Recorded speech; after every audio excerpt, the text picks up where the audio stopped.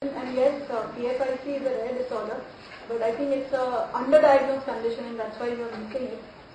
This is another part of cholestasis that we are going to discuss. It's one of the genetic causes of neonatal cholestasis. We had an extensive discussion in the morning about neonatal cholestasis, and this is one of the genetic causes that we are missing out because we don't have the facilities to test it. It was originally described in the Amish population and it was known as Byler's disease. So I think all of us are very used to the term Byler's. It is now being detected in India also. There is a genetic defect in the chromosome 18 and in chromosome 2. And the mutations commonly are the ABCD and the ATP8B1. Now what happens in these children is they present you as neonatal cholestasis. They may have vaccine waning courses and they may progress to cirrhosis by first decade of life. How are you going to identify these PFIC? We had a discussion on approach to neonatal cholestasis. We had a gyno-tip investigation. We said one of the investigations that helps you is GGTP. You have a child neonate with cholestasis with a high alkaline phosphatase but a low GGTP. If you get that kind of a scenario, think of PFIC. There are three types of PFIC, type 1, type 2 and type 3. Type 1 and 2 are low GGTP, whereas type 3 is a high GGTP. There are only 20 cases described in the world, no one is from India, so we don't really need to go into this high GGTP PFIC. What we need to remember is low GGTP. So if you have low GGTP with high alkaline phosphatase, think of PFIC.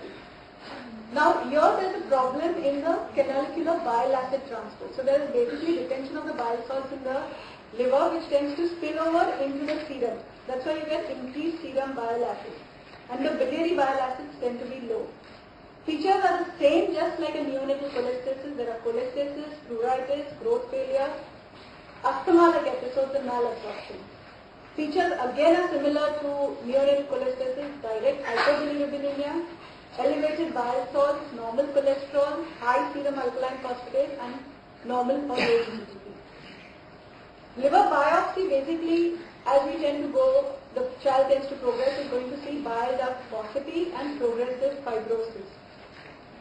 Treatment is basically the same as neonatal cholestasis except that urodeoxycholic acid has got very good results. You'll be able to control the disease to a larger extent.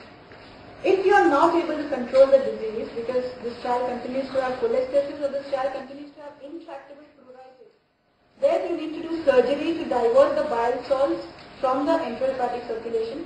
So you need to do some sort of a cutaneous diversion, that is a osteotomy, and divert the bile out.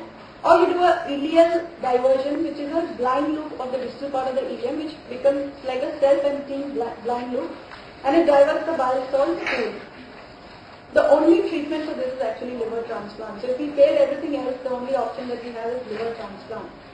So this is, I'm just trying to summarize because we have seen cases of PFIC at our center. We've been sending their genetic tests to Birmingham, UK, and we have picked up patients with PFIC.